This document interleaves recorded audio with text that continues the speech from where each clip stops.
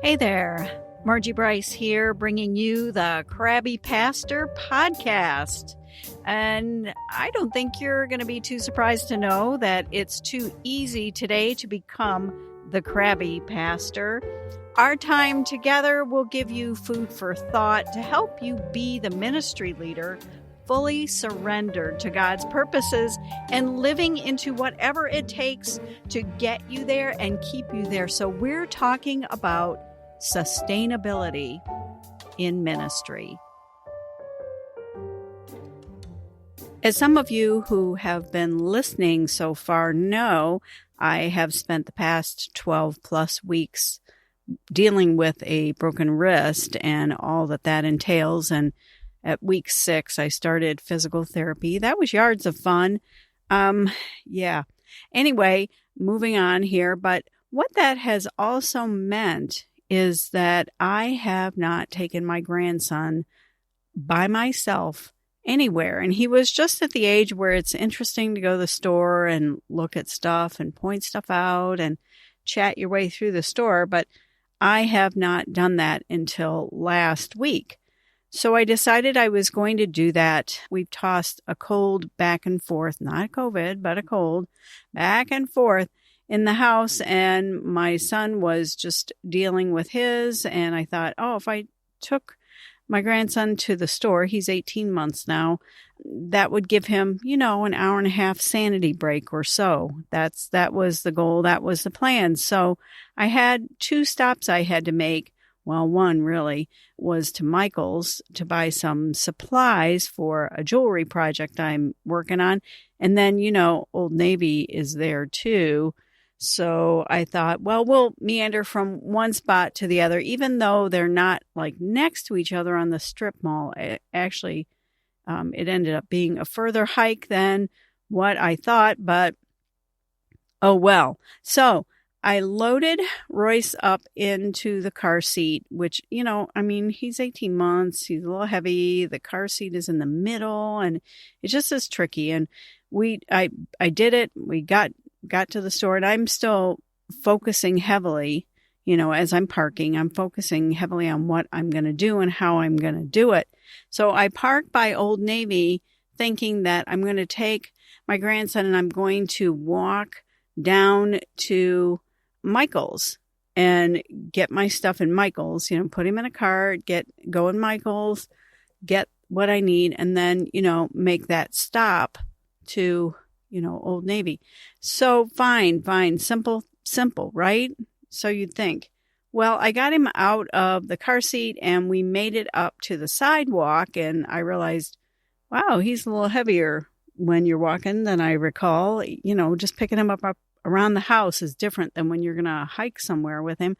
So I set him down and we oohed and ahed about all the flowers, the mums that were planted there. And then I decided I would pick him up again and, make another trek because he while he's walking, you can't hold him by the hand and walk with intentionality anywhere. So, all right, I picked him up. And I'm hiking and I'm thinking, yeah, he is a little heavier than I recall in the house all the time, but that's fine. And I finally get to the spot where I see the carts out front of the store and I put him in the cart and then I'm looking to make sure the strap is there. I got to click him, in there and we're good to go. And then we went into the store, right? And I'm just focusing on him, making sure he's safe, making sure everything's done right, because now I'm sort of a rookie at going out in public by myself with Royce. So, okay, fine. And then I'm looking at him. He's all situated. And all of a sudden I hear him say, doggy, doggy, doggy. And I look up and I look around the store and oh my gosh, I'm in Petco. Which is next door to Michael's. I'm in Petco.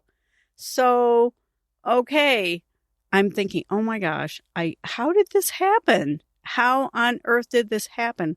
Where was my focus? My focus really was in a good place. My focus was on getting Royce safely to the cart and hooking him in so he wouldn't get out and all of this kind of thing. So fine. Now we are in Petco. This kind of counts as smooth move, Nana. But oh well, we are going to roll with this literally. And I rolled the cart around the store and we actually stopped and visited the fish, which, Royce has only seen in books. And there was actually a large paint turtle in there with the goldfish. And I wasn't sure, maybe they were in there as food now that I'm thinking about it. But anyway, we looked at the goldfish and the big turtle in there, and he just was like mesmerized by this because he's not seen these things in real life, yet. And so we did a little side excursion into Petco. And then I had to leave the store, get him out of a cart, go next door, put him back into another cart, mind you. And then we went into Michael's, and I was deeply disappointed that there was only 2 Christmas trees up because I thought that would be entertaining for Royce. And heaven's sakes, it's October. Haven't they had this stuff up since August now? I don't know. Anyway, I got my stuff at Michael's, got in line, and I made a dastardly decision in my mind that I was going to be that person because, it was such a long haul walk all the way down the strip mall with Royce that I decided what I was going to do is keep him in the cart that belonged to Michael's. This is a confession now. And I strolled him all the way down to Old Navy. And as it turns out, Old Navy has 0 carts anyway. So that was like, was it divine providence? I don't know. However you want to work that. I took the cart there. When I was done in Old Navy, I took the cart out to the parking lot, and I was that person who left the cart there because it was now a very long walk back to Michael's. So yeah, I did that. I mean, have you ever done something like that? I'm sure everybody's saying no. I've never done anything like this where I thought I was headed to Michael's. I was planning to head to Michael's. I had my focus on really good things, on how to get my grandson into the store and into the cart and safely and all of that kind of stuff.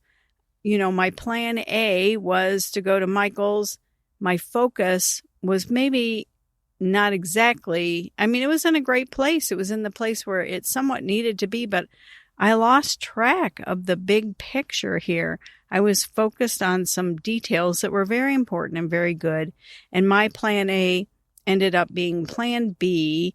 And we ended up looking at the turtle and the fish and all that kind of thing.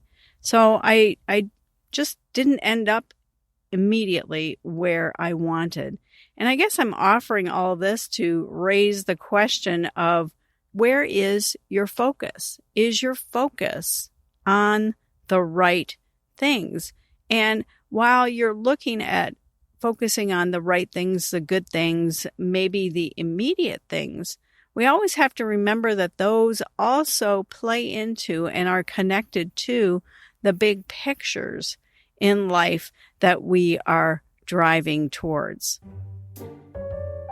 Hey, I would love to hear what makes you crabby or what might make you crabby on just the right day, Or maybe you know what makes your friend in ministry crabby.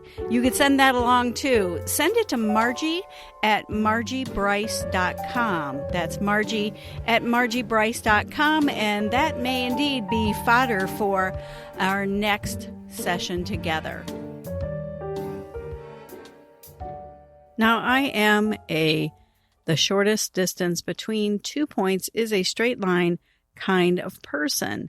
And sometimes that's a great thing when you need to accomplish something. But there are times when a side excursion isn't exactly the worst thing in the world. When I meet with friends frequently, they ask, what are you doing? And I'm usually I can say, well, I'm working on this, I'm working on that. And I have a hefty list of things that I am working on usually or attempting to work on. And I think it gives off a vibe that I am too busy to have that side excursion and to have that be okay. What is it people say? Take time along the journey to stop and smell the flowers. That's my challenge to myself, is that am I bombing around in life so fast that I'm going from point A to point B in such a rush that I do miss what's going on around me that actually would enhance my day. And maybe God is just saying to me, just slow down for a minute.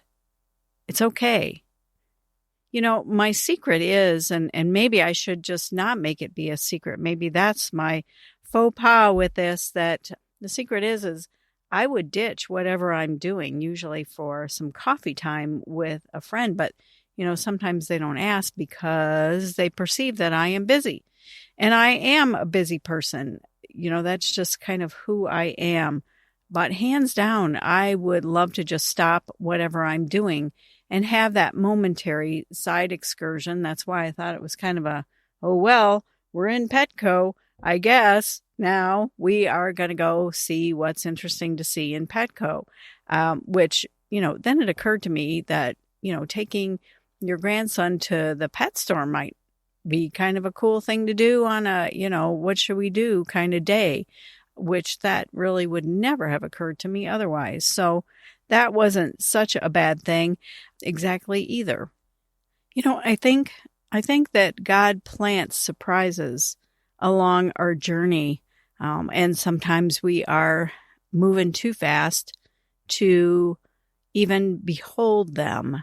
And I think we need to just take our time sometimes and see what kind of surprises God has for us along the way. And yeah, I mean, the excursion in the pet store didn't derail my day. It didn't stop me from going to Michael's and then to Old Navy. It didn't stop me from executing what I wanted to get done, but it was an extra, 10 minutes-ish. I don't know how long we spent in the store, where I just went with it, in that moment. And I don't always do that. There are times in my life where I would have, heard Royce say, doggy, doggy, doggy, and looked up and seen that we were in Petco, which I really honestly did not know until after he said that, because he saw a big picture of one in there. And I would have just pulled him out of the cart and stomped over to Michael's. There are times I would have honestly done that because I can be so type A about things. But I'm slowly learning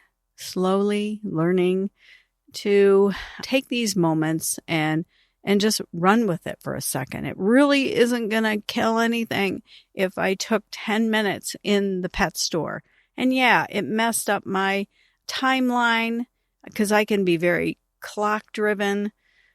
And it was okay that the net result was that I was 10 or 15 minutes late to an appointment later on, but that worked out fine. I made a phone call ahead of time and just let them know. And it really was okay that we stopped and looked at the turtles turtle one and the fish there. It really was okay that I took that moment and took that little side excursion with Royce. So, and the whole shopping cart thing, well, I've confessed to all y'all. Just know that the next time you see a cart in the parking lot that someone did not put away, that they might have been operating under some kind of duress.